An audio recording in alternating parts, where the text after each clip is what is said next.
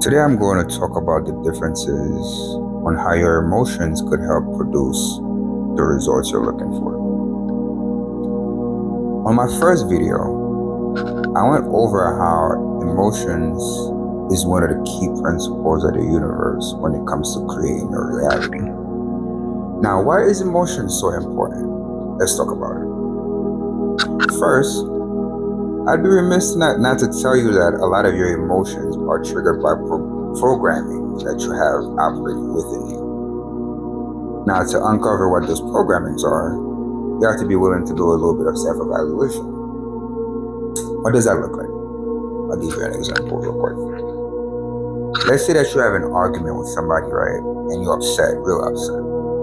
How many of us go back and try to figure out the reason why they were really upset? Personally, I do that a lot. With most situations that happen, a lot of times I'll go back and try to figure out, like, why was I upset? What did I do that got this person upset? Or what did they do that got me upset? Did I overreact, so on and so forth? I do that a lot. So, um, what does that do, right? When you go back and you self-evaluate, what that does is, at least for me, that allows my mind to stay flexible, right? By asking myself questions, by going through like a self-evaluation process and asking myself questions like why this, why that, allows my mind to stay flexible. So for people that never do that, what that would allow your mind to do is allow your mind to operate in a way that it's never operated before. And by allowing your mind to operate in a way that's never operated before, you'll likely start to see changes in the way you think, right? Now, why is that important? What I'm essentially trying to show you guys is that you can create a reality where you understand your mind, how your mind operates from within.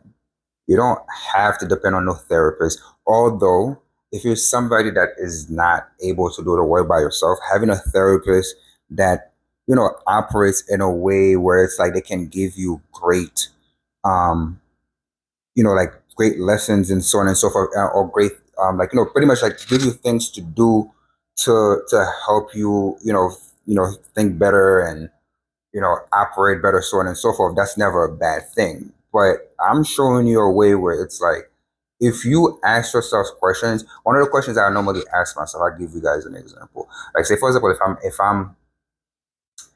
if I am, let's just say, I'll use the same example. Let's just say I just had an argument with somebody. Once I've calmed down, I go and I'll sit down and I'll say to myself, you know, did I overreact in this situation? And if the answer is no, what did this person say to me that made me react that way? Now, is there a better way that I could have reacted besides the way that I reacted? Right? So I ask myself a lot of these questions, trying to uncover the real reason of why I acted the way that I acted, the real programming that I'm operating in that triggered that reaction, right? If they got me mad, so on and so forth. What that does is, if there is a programming that's operating in my subconscious, I am pretty much working with my mind to bring that programming forward by asking questions, especially if that's something that it's new for you or whatever. The more you ask questions, the more your mind is going to work trying to answer those questions for you. The more you ask yourself questions, the more you internalize those things, is the more your mind is going to start working overtime to try and bring about those questions for you. Right? Now, when you make the subconscious conscious, it gives you the ability to work with that issue, with that programming. Now, if you do focus on doing these things within 3 months, right? 90 days, The way your mind will operate if you do this on a regular basis, the way your mind will operate is vastly different from how it's operating right now. The way my mind operates now is vastly different the way my mind was operating 6 months, a year ago, so on and so forth.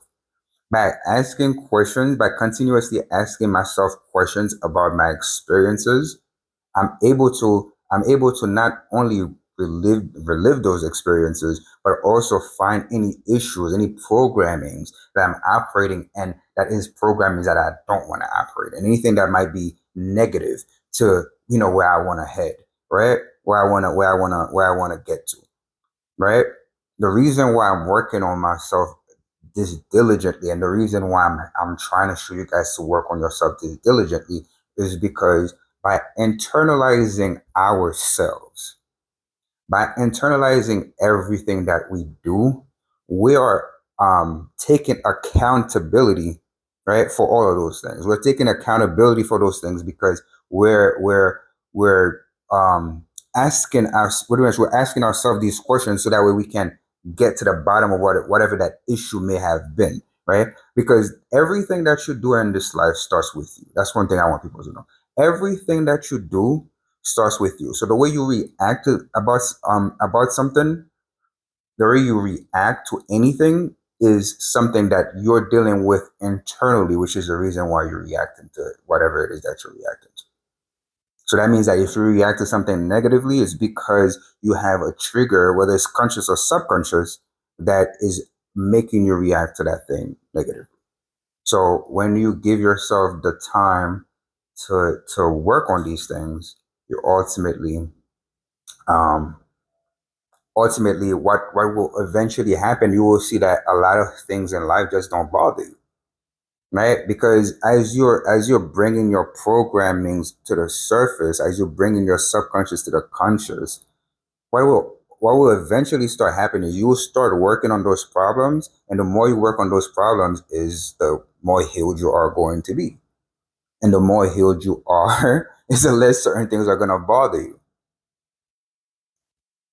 Here's the reason why I wanted to make this video.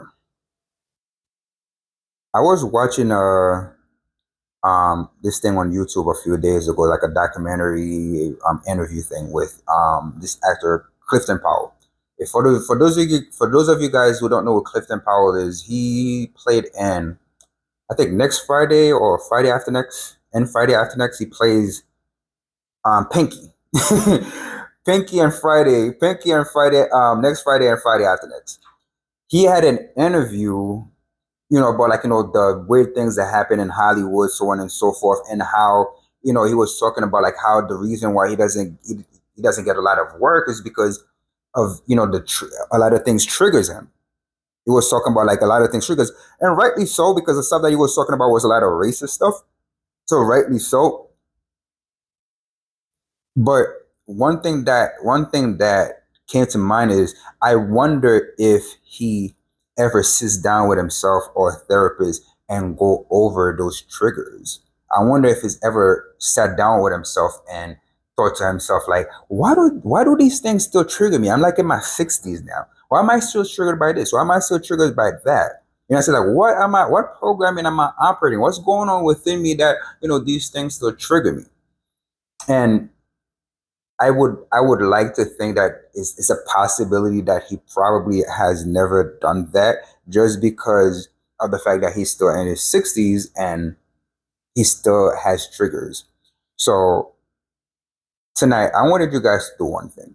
If there's something that triggers you, drop it down in the comment. Drop it down in the comment. Let me know what triggers you and how you want to go about working through that trigger. Drop it in the comment. Thank you, guys.